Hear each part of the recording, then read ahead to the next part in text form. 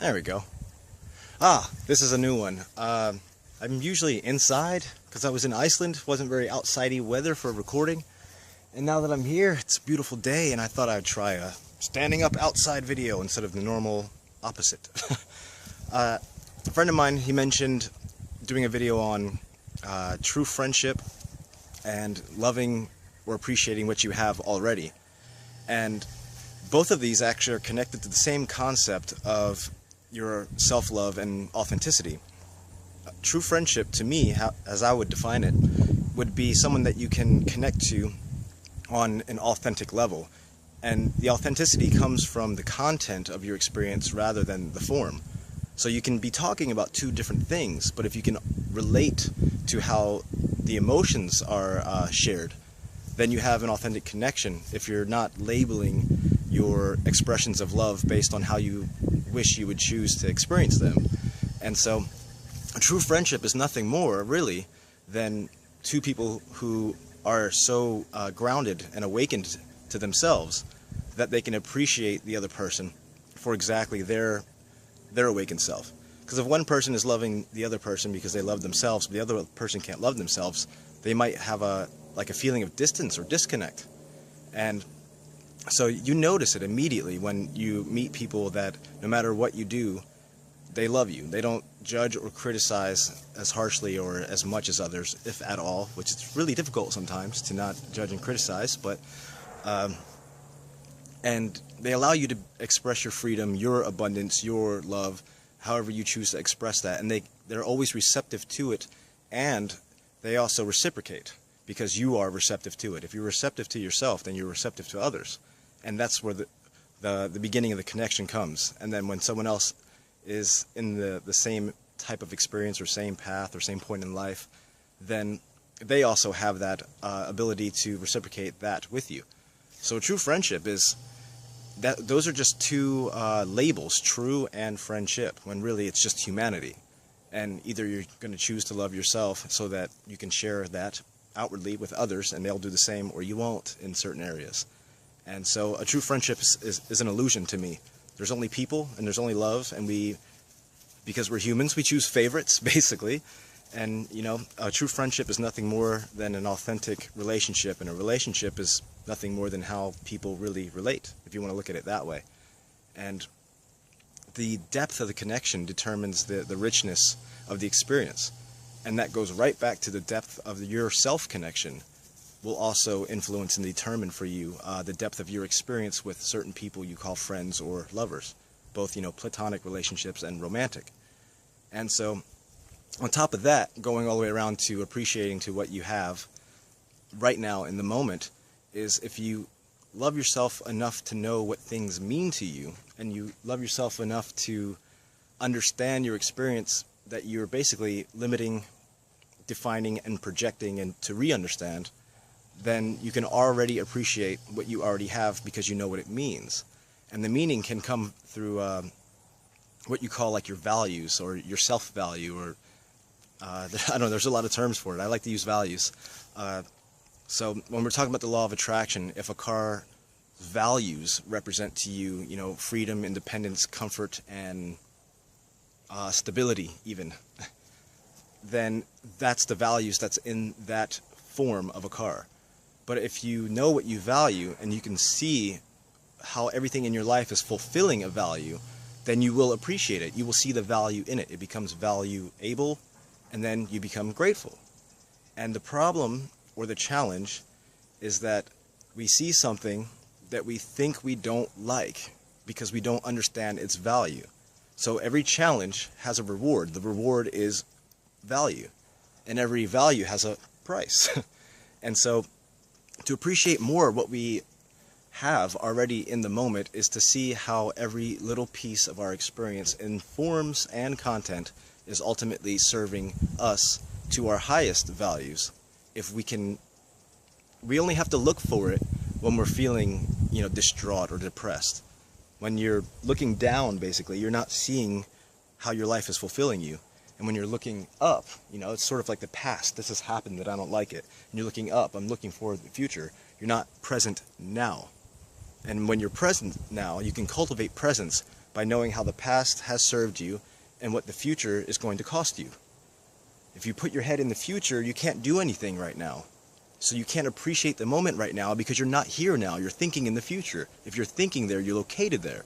It's like, a weird metaphorical way of time travel. If your head's in the future, your heart's not in the present. Your heart's always in the present, but I guess you're not present with yourself at that moment. And same thing, if we're constantly looking at the past and not searching for the value to get it to remain present, then we have, the infatuation and the resentment, or the future and the past, and in the middle is the presence.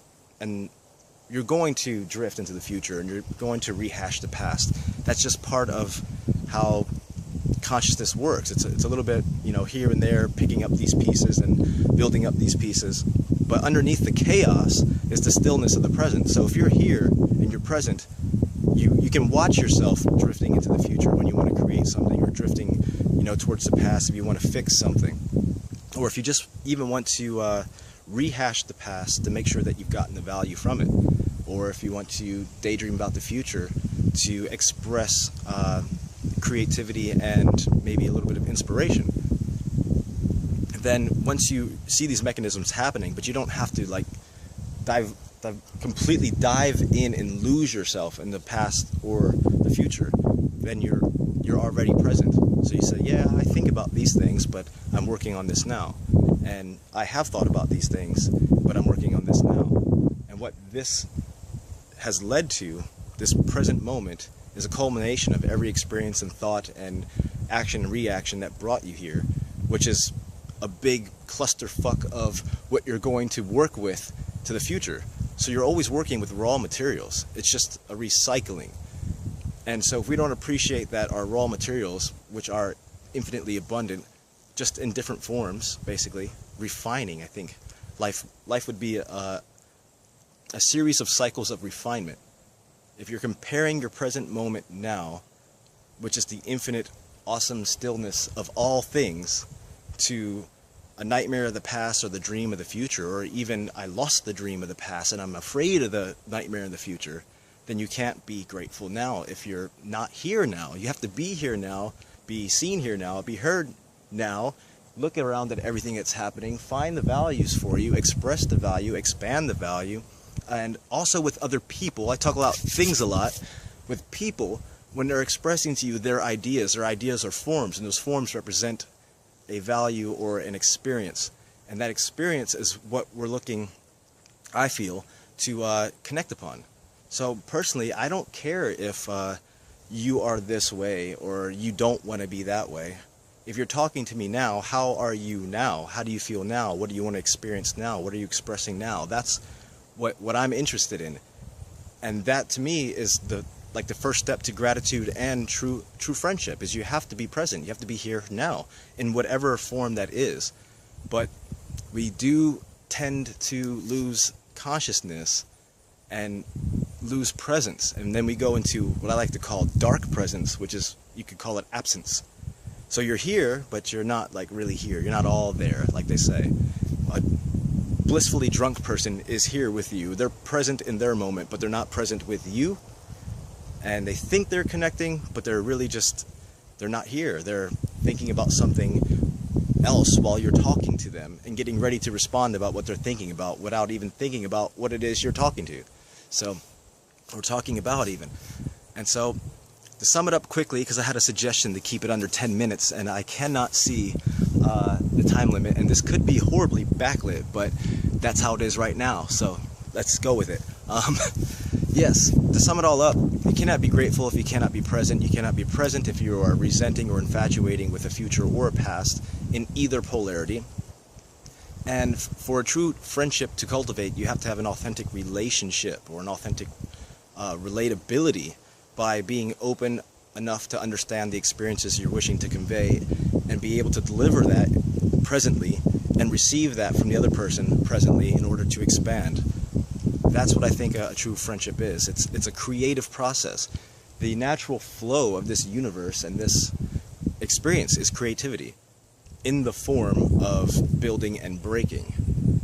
So if we can take what we've broken and use the raw materials that are left to build, and we're not focused on what's not working and what's broken, or what could be working but isn't, and we put it all together and create something, synthesize together, then you're beginning a friendship. But if you can't take the broken pieces, of yourself, and the fixed or hopefully fixed versions of yourself, and bring them into the present and put them together within yourself to express that to others, then you'll have fleeting connections up until the point you meet that creative process of a synthesis of two appearingly separate beings sharing one consciousness, looking for an expansion or for a common experience. And that ultimately is love. If you don't love yourself enough to do it, both positive and negative, and then you can't love anyone else whether positive and negative, then you're fighting your own authenticity, then you're disrespecting other people's authenticities because you can't honor your own, and then you have these very, I wouldn't say shallow, but I guess form-based or superficial would be the word, surface level connections and surface level interactions. And that's as far as it goes, but without a true authentic connection with yourself first to share with others in its entirety as it is, without trying to run from or run to any other thing than being right now in the present as you are, as you choose to be, and loving that in its entirety, then the other things I think are much difficult to experience.